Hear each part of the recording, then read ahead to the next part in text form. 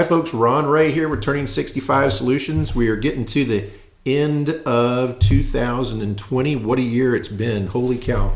And we're looking forward to the new year, 2021. And just wanted to give you a quick update on Medicare and what's going on in the new year. Some of the numbers have changed, the deductibles and copays and things like that.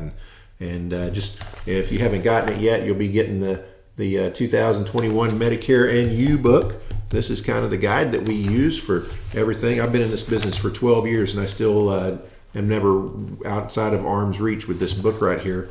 But for our purposes today, we're going to be looking at the Centers for Medicare and Medicaid website, cms.gov. And in that website, we're going to talk about the 2021 Medicare Parts A and B premiums and deductibles. So I'm going to kind of skip down here and go to the Medicare Part B premium. So most people pay for Medicare Part B, and this year in 2020, Medicare Part B costs you, for most people, $144.60. Next year, that is going up to $148.50.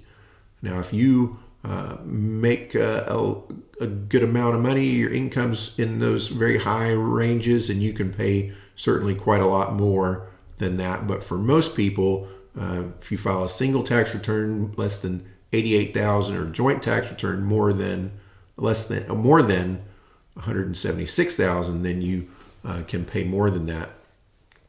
Now remember, they're looking back 2 years on that income. So for 2021, they're looking at your 2019 modified adjusted gross income. Now we'll talk about in another video how the modified adjusted gross income is calculated. It's a little bit different from your adjusted gross income that you're familiar with from your 1040 tax return form. But for everybody, most everybody that we'll deal with, the Medicare Part B premium next year is going to be $148.50. Okay. Now we come down here and we look at deductibles. So your Medicare Part A hospital deductible this year in 2020 was $1,408. That's for your first 60 days in the hospital. Next year, that's going to $1,484. If you need to be in the hospital for more than 60 days, you fall into this first coinsurance brackets for days 61 to 90. This year, it was $352 per day. Next year, you'll pay $371 per day. Now, at day 90, your Medicare benefits technically end, but now you've got what's called your lifetime reserve days. You get 60 lifetime reserve days in your lifetime. Once you use them, you don't get them back. And when you're in your 60 lifetime reserve days, this year you would have paid $704. Next year you'll pay $742 out of pocket per day for every day that you're in the hospital for days 91 to 150. Now, if you need to be in the hospital for more than 150 days, well, Medicare's out. They don't pay another penny. You're on your own. Until you leave the hospital, you stay out for 60 consecutive days, and it starts all over again, except now you've likely used up your lifetime reserve days. So as soon as you get to day 91, well, now you're out of benefits again. And then if you need to go to a skilled nursing facility after a hospital stay for a rehab, this year you would have paid $176 per day coinsurance. Next year you'll pay $185 per day coinsurance. Now, the good news, if you've got a Medicare supplement, such as a Plan F or Plan G, then all of this is paid for you.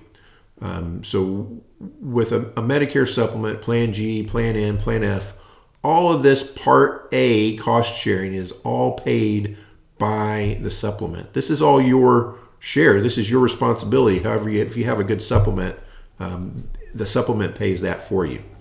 Okay, now there's some other costs involved that go along with Medicare Part B. And the Medicare Part B deductible, remember, that's doctors.